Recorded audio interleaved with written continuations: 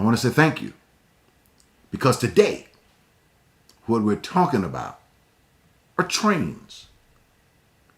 Who in the world wants to watch trains? Well, I promise you, when you get through watching about these trains, you're going to learn something about your past, your present, and your future. Don't you go away. I'm going to be right back.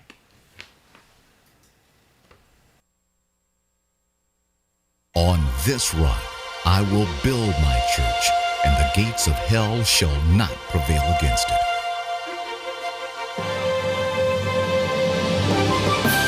Abundant Life Cathedral Church, the church of tomorrow today. A ministry that is building the people that shape the world.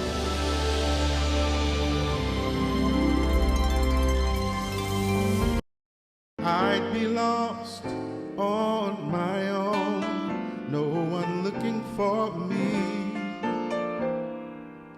But now through his eyes I can see all that the Father has planned for me. I may not have everything, but still I'm abundantly blessed.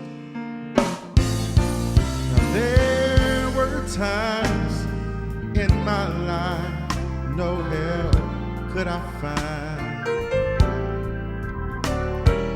Others ran ahead and left me behind.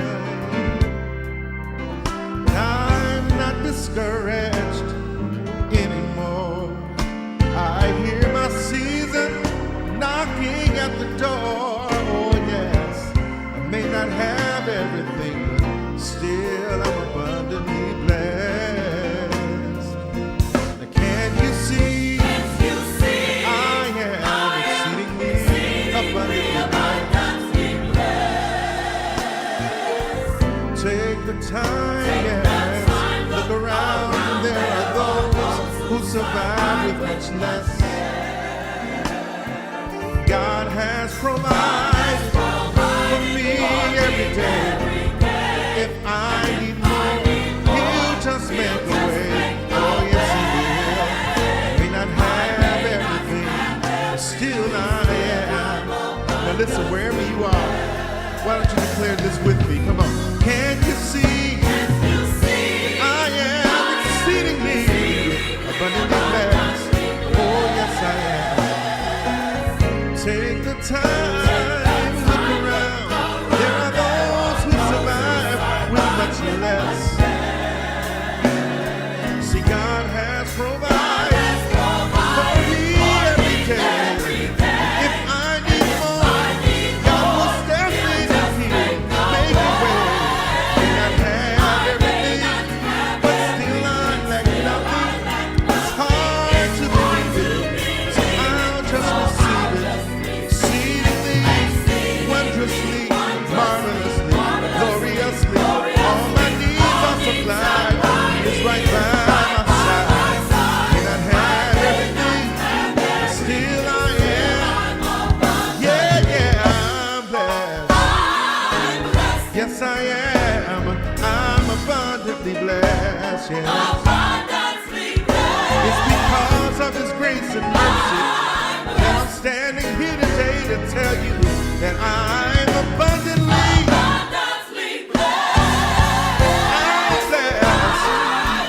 No matter what my circumstances look like, God says I'm blessed. And I believe every word that He said.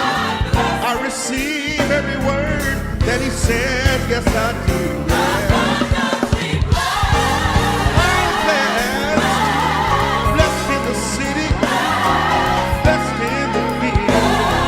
I'm wondrously blessed when I go out and when I come in. I'm exceedingly abundantly.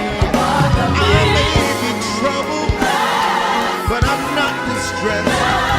I might be perplexed, but not in despair. Cast down, but not destroyed. I'm exceedingly abundantly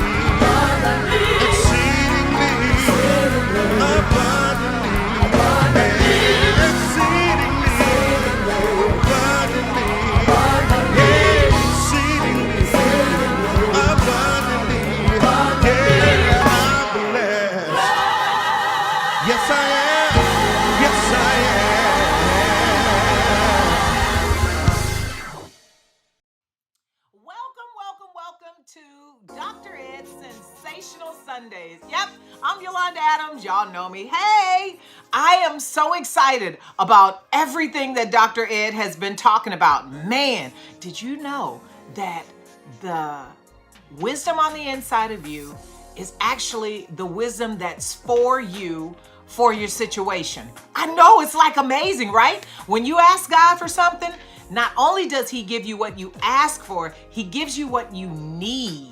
And that's even better because sometimes, we're like, okay, well, God, I want a car. Okay, just any kind of car? Or you want a car that my child can ride in? Yeah, I love that. Don't you love that? And so I am so excited that we're about to learn some more about what we can do about our present situations, speaking future forward. Love you guys. Here's Pastor Ed.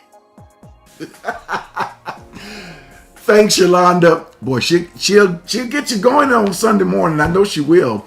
Thank you, Yolanda, for your wow. I call it words of wisdom. And she's talking about that wisdom on the inside and how that works in our lives. Thank you so much.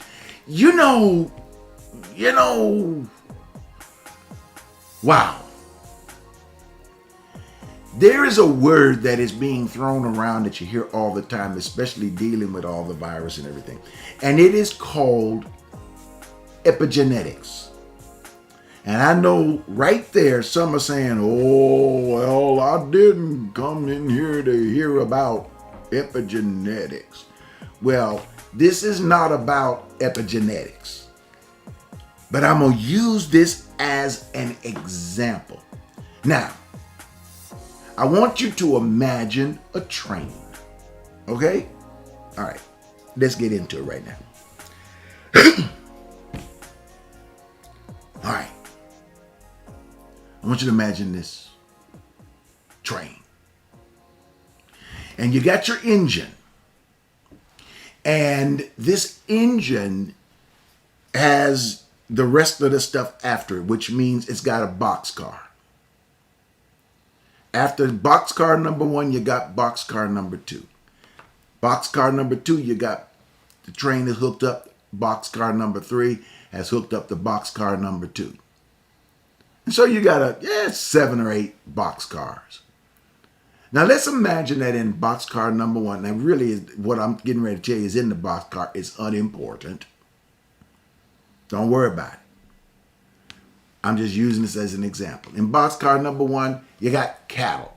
They're going to market. Boxcar number 2, you got grain. That's what you feed the cattle with. Boxcar number 3, let's say you got a boxcar full of diamonds. Oh yeah, talking about real diamonds. Boxcar number 4, it's got gold in it. Nuggets of gold has just been dug out of the earth. Hasn't been processed yet, but it's in there. It's unmined, unprocessed gold. Boxcar number 5, let's see, what can we put inside of boxcar number 5? What do y'all want in boxcar number 5? Anybody want anything in there? I don't, you tell me. Do not tell me fried chicken. Fried chicken does not go well in a boxcar. But let's say we got, and let's say, well, we got shoes, clothes. It's a boxcar full of clothes. Well, I'm going to leave the boxcars because I can't figure out anything else to put in the boxcars. Anyway, these boxcars are being pulled by the engine and it's going along the track. Now, this basically is what is, imagine this happening. This is what we would call epigenetics. In other words, you are the engine. This is your life. But your mother's life, let's use your mother's, we can use parents, but let's use your mother's life, is the boxcar behind you. That's the generation behind you. Now, that's everything that your mother had, the meat of wisdom, the meat of joy, the meat of praise and education. That's your mother. Your mother's mother, which is your grandmother, it's called that's your foremother, the second foremother, we can say that. I think that's the way it works. That would be grain. That would be what fed your mother or helped your mother become what she was. Before that was your great grandmother. Great grandmother, there's some gold, some diamonds in there.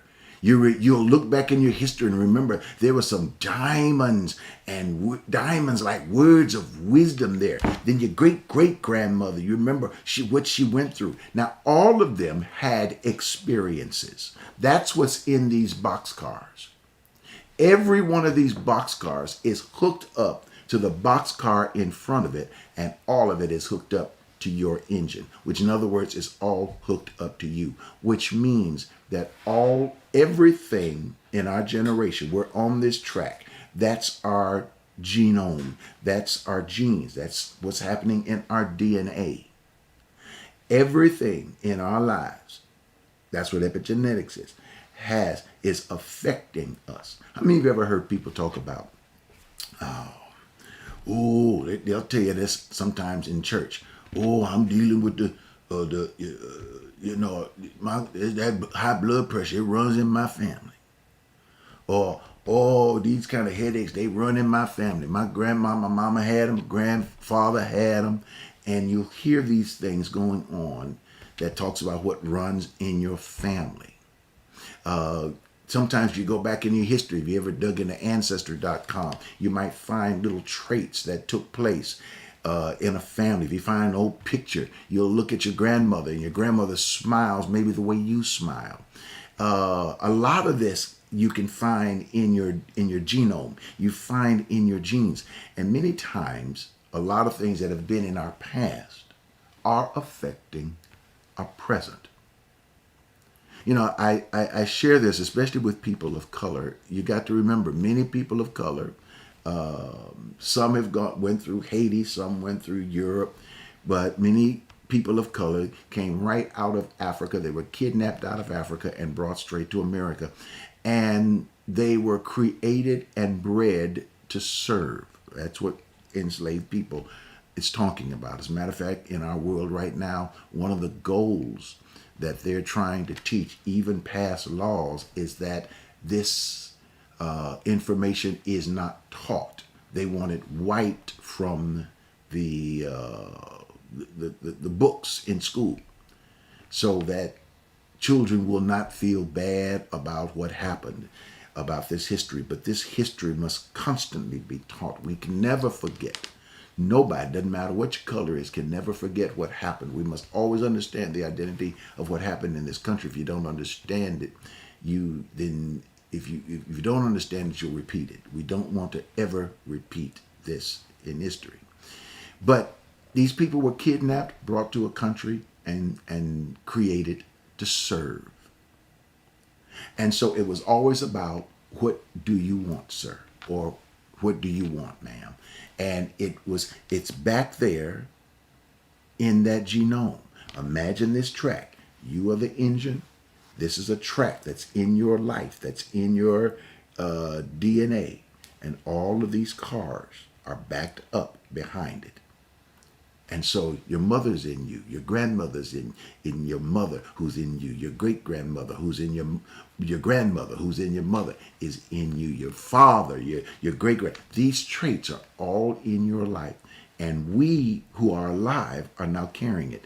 And there will come a time that our experience, once we have left this planet, then our engine, which is living, becomes the boxcar.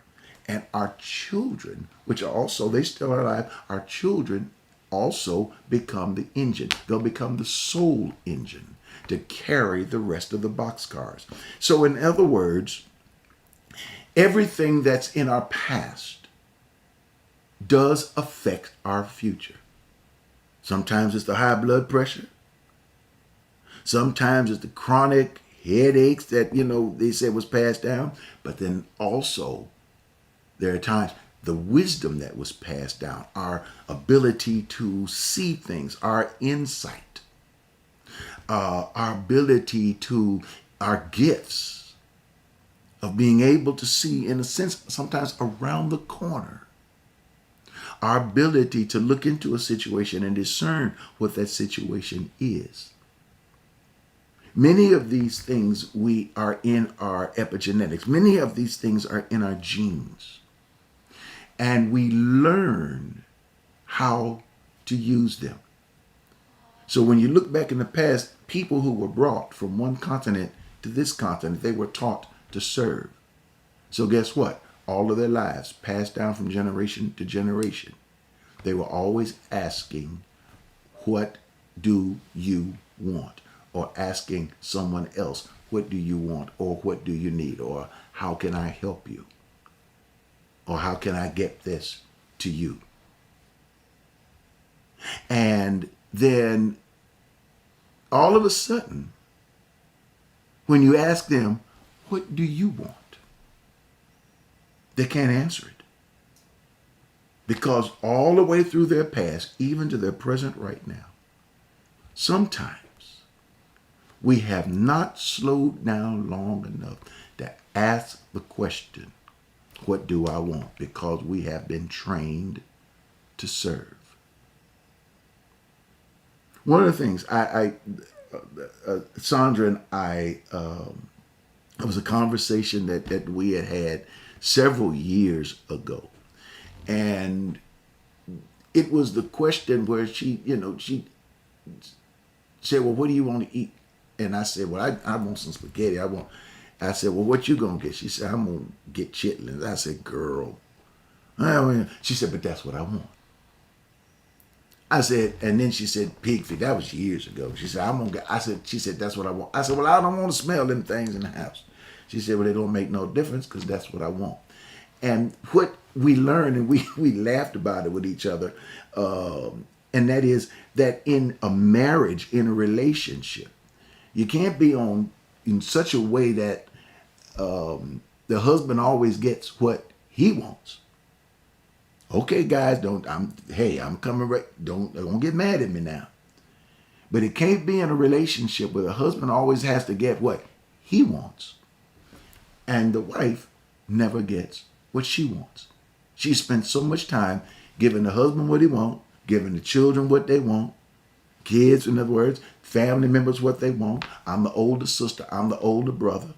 The rest of the siblings, I got to give them what they want. I'm constantly serving, but I'm never asking the question, what it is that I want. Because if you never ask the question, what do you want? You never really know what you want from God. When God says to you, what do you want? You never are able to answer that question because you don't know what it is that you want. Well, I want a house for my family. No, what do you want? And as I was thinking about this, I was looking at the scriptures about as we began to look at our lives, there comes a time that it is all right for us to reimagine our lives. After 14 months of COVID, after months of dealing with being in the house, being locked up or being locked away, being responsible, wearing our masks. And there's a lot of folk out there, they don't ask the question. They just do what they want to do.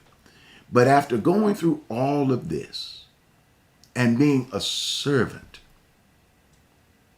we begin to realize, what do I want for my life? And if you can't answer that question, guess what?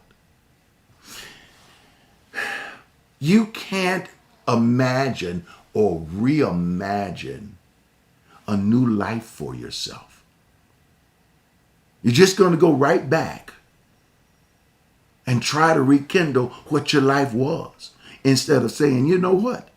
Maybe there's a new life out here, a new horizon. Maybe there's a new job out here for me. Maybe there's a new career. Maybe there's a new education or a course that I can take that might be new for me. I'm learning about a bunch of new things all the time. I'm learning that people are taking courses. They may not even be more than 6 or 8 week courses, but it helps them to get into a career that is totally different than we could ever imagine. But you have to be willing to reimagine your life. Sit back for a moment and reimagine, what can I do? What can I be? And the first step to reimagining your life is to reimagine God for your life. Uh-oh. Oops. What are you talking about, reimagine God? What are you talking about? You have to be able to reimagine God if you're going to reimagine your life. Now, notice what I said with the words reimagine God, reimagine your life. And God spoke, especially in Genesis chapter 1, read it. And God began to speak and speak to the earth to make, from the earth to make vegetation appear. It's almost as if, and if you'll read it, actually the earth is being reclaimed or redone. Means to do again. We've known God, but what is God to us now after COVID? We prayed one way, God, don't let something like COVID get me. Now COVID came along and we watched a lot of things happen. How do you pray now? Does that mean something's wrong with me? Is something wrong with God? Or is this where I have to reimagine God? Because here is what the question was. And I'm dealing with Moses. I'm dealing with Moses' people, which were the children of Israel. They had been in slavery, enslaved for 400 years. God comes and tells Moses, go tell the king of Egypt, let my people go. And Moses asked the question and say, it's not as much that I'm worried about Pharaoh believing me, but I got a question. Will the people believe me? And I kind of had I questioned it because I said, what do you mean? Are you worried about whether the people will believe you? And then as I began to read, I began to notice something. And I'm going to tell you that in just a minute. But the first thing I want to show you is in Exodus chapter 5. And I believe it may be around verse 4 or 5. You can read 1, 2, 3, 4, 5. Read that whole section in there. But the verse that I'm showing you right now is when Moses went to Pharaoh and said, let my people go that they may worship. Not just let them go because we want freedom. First of all, the people did not know what freedom was. When you've been enslaved for 400 years, you don't know what freedom is. You may think you do, but you don't. Moses didn't know what freedom was. So when Moses turns around and says to Pharaoh, let my people go, that they may go and worship their God. For this is who's telling you. We met with God, had a meeting. You can read it yourself. Moses said, we had a meeting with God, with the Hebrew God, their God. And so he says to us, and I'm using the word he, but we know God is not a man. God is not a woman. You can't use he. I don't want to use she. I don't want to use it until they come up with a different pronoun for God. I just got to use he right now. And he says to Moses, Moses says to the king of Egypt, Pharaoh, let my people go. We met with God that we might worship. And Pharaoh says, who is this God that I should obey him? This is what the question was. Who is God? Now here comes the next one. Here comes the next one. And the next one is Exodus chapter 6. And around verse 3, 4, or 5. But the reason I say around 3, 4, 5, that's why I give these different verses. Maybe verse 2. I give these different verses because all of them lead up into this. And what God says to Moses, God says, I want you to speak to the children of Israel. He says, because they knew the God of Abraham, Isaac, and Jacob. But Abraham, Isaac, and Jacob did not know this God as I'm appearing to you and the children of Israel. In other words, 400 years ago, Abraham, Isaac, and Jacob, they knew me as this God Almighty, a different name. Name means a different character, a different expression. God says, but 400 years later, I'm appearing to you in a different way. You've got to reimagine me for your time. Oh, this is going to get good because only until you can reimagine God can you reimagine your life, because it has to do with creation. Okay, I want you to take a moment. If you have someone that likes what you're hearing, you're saying, you know what, there's a friend of mine I know would like what you're saying right now. I want you to hit that share button and share it with your friend. Just click it. I'll wait. And if you like what you're hearing, hit that like button right where you are. Just click it. Hit that thumbs up or whatever it says that likes. And if you're not subscribed here, take that moment and subscribe. Just bam, crash that subscribe button so I can hear it. This is a good place for it. All right. What I realized is you have to change how we see God. I had to realize that about my life. And I'm going to tell you, it made me a little nervous because, we hear people say, God never changes. Well, how in the world you know God doesn't change? If God never changes, then it means that God never progresses. God is the essence of progression. So to say that God doesn't change, I don't think it's that God doesn't change. I think that God is constant in what God is.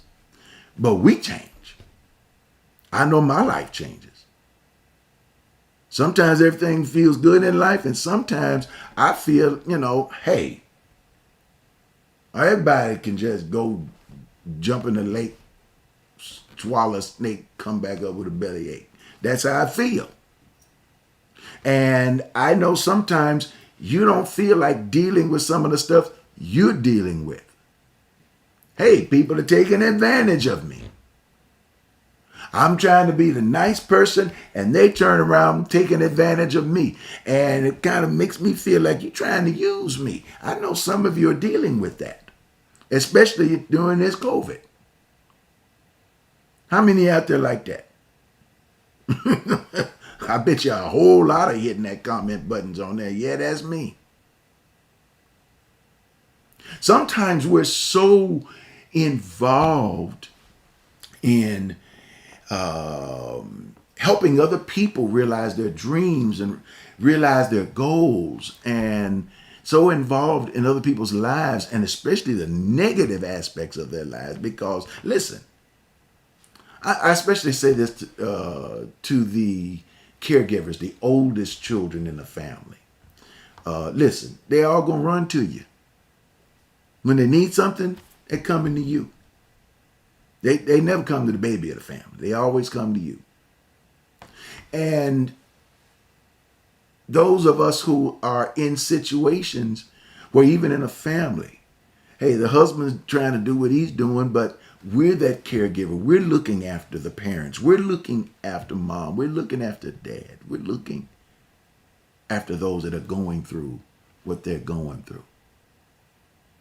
And sometimes we're trying to pray like we used to and don't seem like that prayer getting through. We're trying to have faith like we used to, doesn't seem like that faith is making us any stronger. What do we do here? How do we take God to another level? How do we take our understanding of our lives to another level? What are 3 things that we can do that's going to help us to understand? Because I'm going to tell you what the first thing God does many times. God will destroy or let something that we thought was real fade away for us to understand something. Not that God did it. I don't believe that God makes people sick or God kills people or God takes someone away from you in order for you to understand. I don't believe God does that to somebody else just for you. No, God, forget that. But I think in some situations we have to begin to recreate and realize that when there are some things that are removed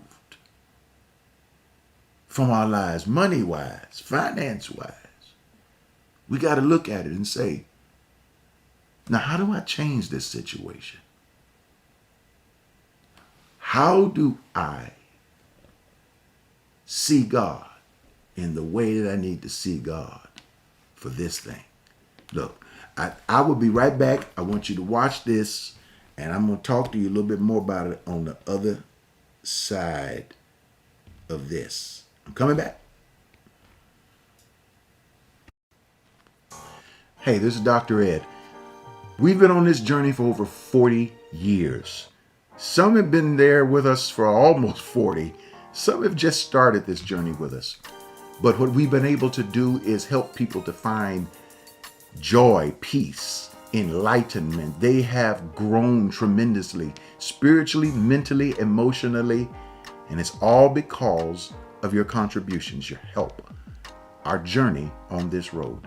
Take a moment. Make a contribution at myalc.org. That's myalc.org.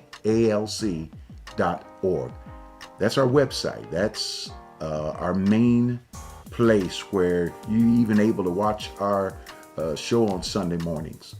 Not only that, but you can also give through our app. And you can download that app from Google Play, or you can download it from the App Store by just typing in Abundant Life Center, or you can type in Ed Montgomery and the Abundant Life Center app will pop up and you can download it. It only takes a few moments, and you can have that way. You can carry us with you on your phone and your iPads and all those kind of good things. Not only that, but you can also do text to give. That's very popular because people are able to give if they forget to be on their website or their app. They can just give right on the spot, real fast, real quick. Sometimes they do text to give even when we're inside of a church service. And you can do that by texting to 713-742-2035. That's 713-742-2035. Or you could give through our P.O. Box. Safe, sound, secure. You can give, you can make sure you put a stamp on the envelope, but you can, write us a little note, drop me a little note, whatever you want to do, and mail it. There are some folk that's just, hey, I'm just going to mail this. And you can mail your contribution, and that's to the Abundant Life Center, P.O. Box 772-300, Houston, Texas, 77215. I'm going to say it again. That's that old radio thing. You got to say it twice. Abundant Life Center, P.O. Box 772-300, Houston, Texas, 77215. Continue on this journey with us. And if you're new for the first time, start this journey with us. I promise you, not only will it change your life, but you'll change the life of so many around you, and that'll make you feel real good inside. Thanks.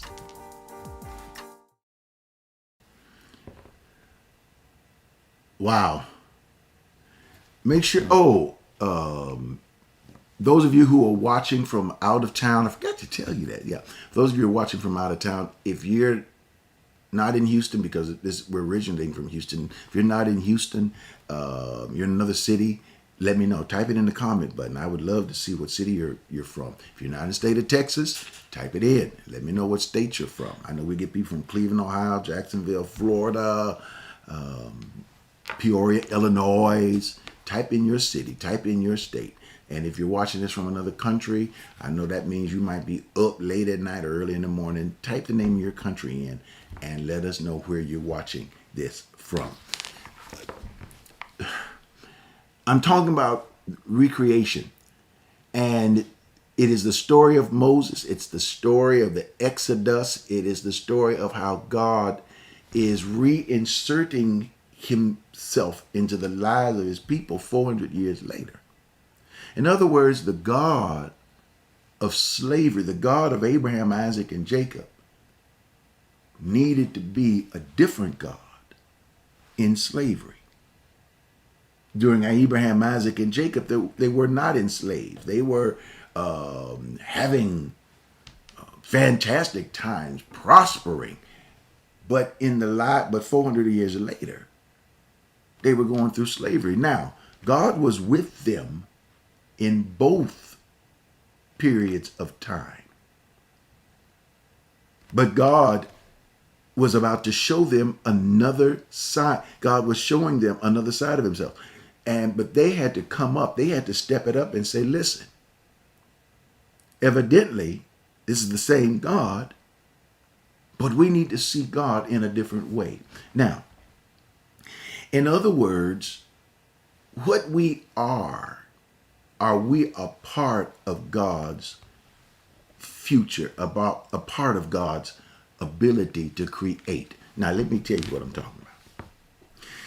The second miracle that God did in Egypt after the water turning to blood, we talked about that last time. The second miracle was dead frogs.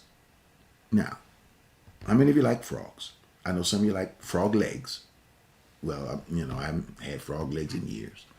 But they had dead frogs. The second miracle that took place in Egypt was when Pharaoh said, I'm not going to let the people go. God said, cool. And I tell you what, since the waters turned to blood, all the frogs are coming out the water and they won't be able to come back, so they're going to die. And so the frogs start hopping all over the place, hopping into the houses of the Egyptians, and they started dying.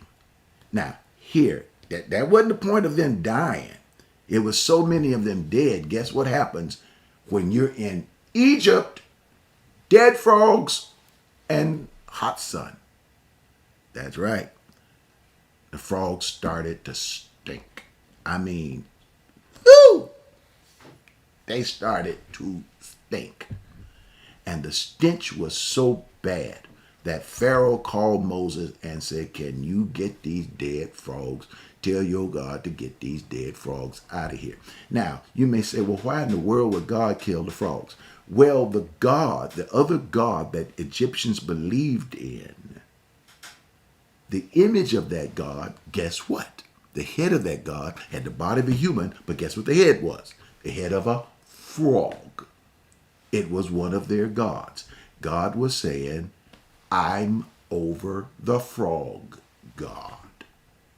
The God that does fertility, the God that handles the crops, the God that you pray to get increase from the ground.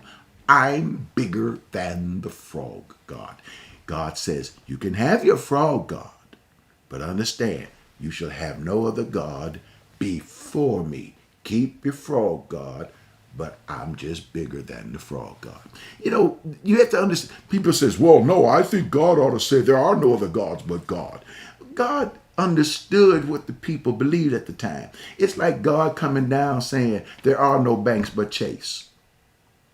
You would say, No, there's Bank of America and there's the other banks down the street and Amity. There's a whole bunch of banks. God said, okay, I tell you what. Instead of me telling you there is no bank but Chase, there are other banks, but I'm the best bank in town. Okay. So how am I going to find out? God says, give me a try. Prove me. As a matter of fact, that's what Malachi 3:10, that's what the tithe is about. Prove me, trust me, try me. See if I will not open the windows of heaven, pour you out a blessing that you won't have room enough to receive. God says, test me. That's why God says, try me, test me. God is not asking you to switch banks just because he said it. He's asking you to check him out. Connect with me, find out who I am, and you begin to discover that I'm the God of creation. My name is Elohim, the God who creates, the God who makes things. If you hook up with me, I will show you how to recreate your life. How to recreate your life. When your life goes wrong, when things go bad, when things get tough, when your life hits a brick wall, when there's no above or beneath, no left nor right, when you can't go forward, you can't go backwards, and you're saying, Lord, I'm locked in. I don't know how to get out of this thing. God says, I'm going to teach you how to be so creative. Not only are you going to get out of this box, but I'm going to teach you how to create something so humongous, so different, that while your other people are just hanging out there in the box, you're coming out of this box. You're not just going to climb out, you're going to climb over, and you're going to create an entirely new life. This is the time to begin to create something different. Create new churches, create new business, create new ways you do things. Create a new style. Don't dress the way you used to dress. Shoes have changed, I guess, in the last 14 months. Create your own shoe style and begin to realize that even in your toughest moment, you got to create something that's going to give you a sense of feeling, a sense of enjoyment. It's all right, baby. You've been serving for a long time. It's all right to take a little break. You know what I mean? God is saying it's time to recreate. Join me. When you join with God, when you join with the God of the universe, we could talk about, people are saying, well, what do you mean? Listen, I could call it energy. People call it the power of the universe, call it the power of the universe, call it energy, call it whatever you want to call it. I call it God. I call him Jehovah Shalom, the God of peace. I call God the God of all things. I call the God who is more than enough. That's what I call God. That's why I use the word God. God is not his name. God is the symbol that I use to show me, for me to be able to explain what I'm talking about. But I'm ready to recreate some things in my life. What about you?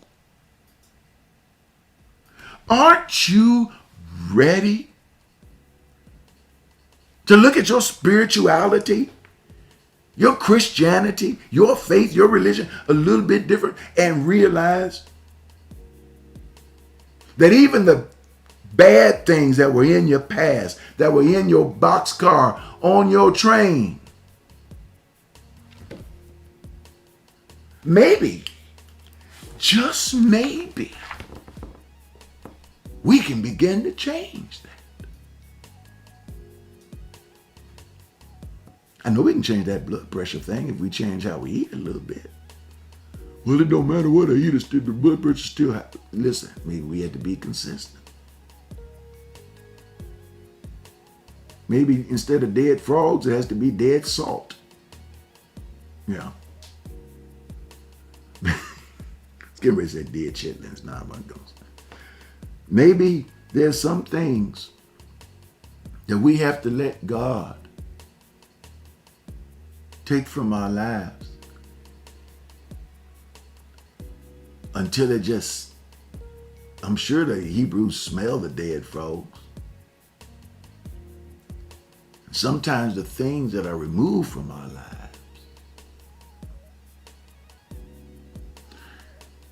we have to learn how to let God heal those areas and walk us, take us by the hand, and walk us to another space, another place. I think, and that's why, and take a moment, if you like what's being said, hit that like button. Because it tells other people that we're saying some good stuff here. How many of you are tired of letting the past continue to just dominate your life, especially the bad things there?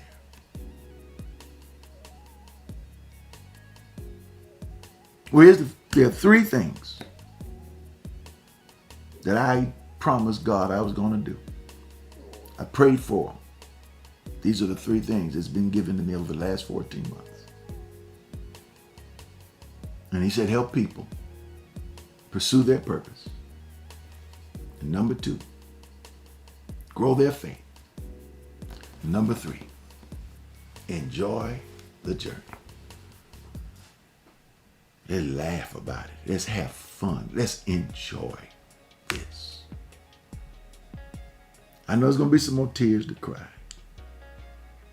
But in some areas I cried enough. I'm ready to see some changes. So you start thanking God for a new day, a new place, some fresh air. And I think that as we do that, we will see some wonderful things in our future. Look, I'm happy down in my soul. And I'm so grateful that you took the time to watch today and be a part today. I speak life to you. I lift you. I encourage you. And Father in heaven, I pray that you will heal the sickness. Straighten out jumbled, traffic-laden minds. And give peace to troubled hearts. Fix those things. I'm trusting you for that. Amen, and thank you, Lord, for answering that prayer. Reimagine your life and reshape it. Oh, my goodness gracious alive. Look, I gotta go. I don't want to, because I feel someone's help is coming. As a matter of fact, just before I go, someone just slip your hand up. There you go. Just thank God for your life. Yes. Yeah. Love you. See you next time. Hey, this is Dr. Ed. We've been on this journey for over 40 years. Some have been there with us for almost 40. Some have just started this journey with us. But what we've been able to do is help people to find joy, peace, enlightenment. They have grown tremendously, spiritually, mentally, emotionally, and it's all because of your contributions, your help, our journey on this road. Take a moment, make a contribution at myalc.org. That's myalc.org. That's our website. That's our main place where you're even able to watch our show on Sunday mornings. Not only that, but you can also give through our app. And you can download that app from Google Play, or you can download it from the App Store by just typing in Abundant Life Center, or you can type in Ed Montgomery and the Abundant Life Center app will pop up and you can download it. It only takes a few moments, and you can have that way. You can carry us with you on your phone and your iPads and all those kind of good things. Not only that, but you can also do text to give. That's very popular because people are able to give if they forget to be on their website or their app. They can just give right on the spot, real fast, real quick. Sometimes they do text to give even when we're inside of a church service. And you can do that by texting to 713-742-2035. That's 713-742-2035. Or you can give through our P.O. Box. Safe, sound, secure. You can give, you can make sure you put a stamp on the envelope, but you can, write us a little note, drop me a little note, whatever you want to do, and mail it. There are some folk that's just, hey, I'm just going to mail this. And you can mail your contribution, and that's to the Abundant Life Center, P.O. Box 772-300, Houston, Texas, 77215. I'm going to say it again. That's that old radio thing. You got to say it twice. Abundant Life Center, P.O. Box 772-300, Houston, Texas, 77215. Continue on this journey with us. And if you're new for the first time, start this journey with us. I promise you, not only will it change your life, but you'll change the life of so many around you. And that'll make you feel real good inside.